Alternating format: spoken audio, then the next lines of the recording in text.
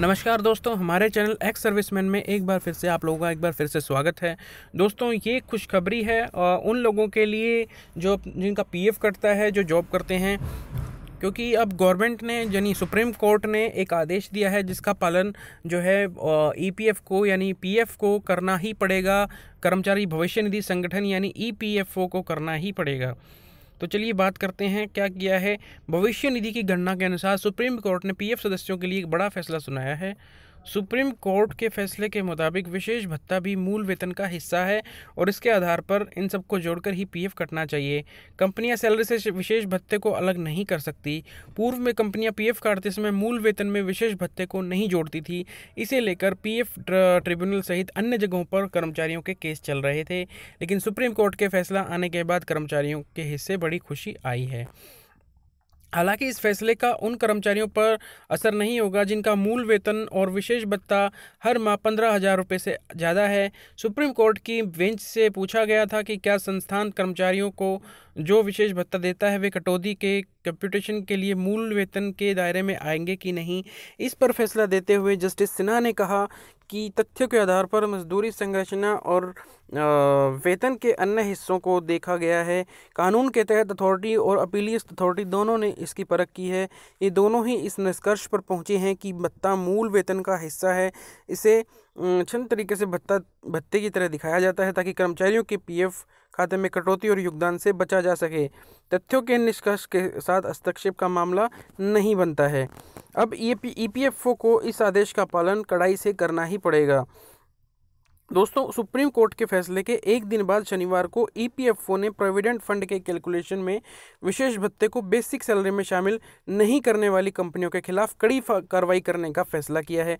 शीर्ष अदालत ने अपने फैसले में यह व्यवस्था दी है कि कर्मचारियों के भविष्य निधि गणना मामले में स्पेशल अलाउंस मूल वेतन का हिस्सा है। अगर इस मुद्दे की गहराई में जाएं, सुप्रीम कोर्ट के फैसले का कर्मचारियों पर अनुकूल असर ही पड़ने वाला है। तो बात करते हैं क्या है स्पेशल अलाउंस का खेल। कंपनियां जानबूझकर बेसिक सैलरी को कम रखती हैं और वेतन के एक बड़े हिस्से को स्पेशल अलाउंस का नाम दे देती हैं, जिसका कारण है पीएफ से संबंधित नियम। दरअसल पीएफ नियमों के अनुसार कर्मचारियों को अपनी बेसिक सैलरी का 12% हिस्सा प्रोविडेंट फंड में देना होता है और इतना ही योगदान नियोक्ता यानी कि आपकी कंपनी भी करती है। अब अगर बेसिक सैलरी ही कम होगी तो नियोक्ता को पीएफ मदद में अपनी तरफ से कम योगदान करना पड़ेगा, जबकि बेसिक सैलरी अधिक रहने पर उसे अपनी तरफ से ज़्यादा योगदान करना पड़ेगा। इसलिए पैसे बचाने के उद्देश्य से कंपनियां बेसिक सैलरी को कम रखती हैं और सैलरी के एक बड़े हिस्से को स्पेशल अलाउंस का नाम दे देती हैं। क्या है ईपीएफ का नियम। कर्मचारी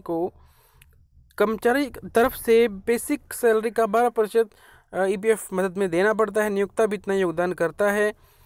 हालांकि नियोक्ता की तरफ से बेसिक सैलरी की मद में दी गई 12% में से 8% हिस्सा ईपीएफ में चली जाती है, जो मासिक अधिकतम 1250 रुपये तक हो सकती है।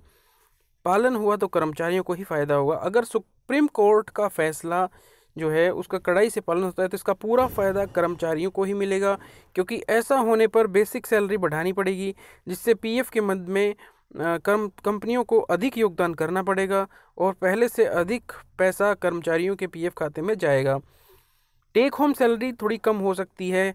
महत्वपूर्ण बात यह है कि अगर स्पेशल अलाउंस को भी बेसिक सैलरी में शामिल कर दिया जाता है तो पीएफ के मद में योगदान अधिक हो जाएगा।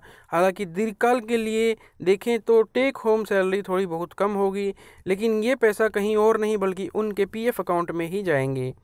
तो ये थी हमारी न्यूज़ जो पीएफ अकाउंट से रिलेटेड थी और उन लोगों से रिलेटेड थी जो लोग अपना जो है प्राइवेट कंपनी में नौकरी करते हैं और पैसे कमाते हैं।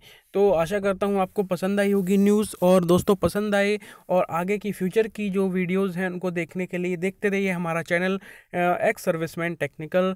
आशा करता हूँ आपको चीज़ें पसंद आ रही होंगी। अगर आपके कोई सुझाव हैं तो आप हमें यहाँ पे डाल सकते हैं कमेंट्स में। जय हिंद, जय भारत।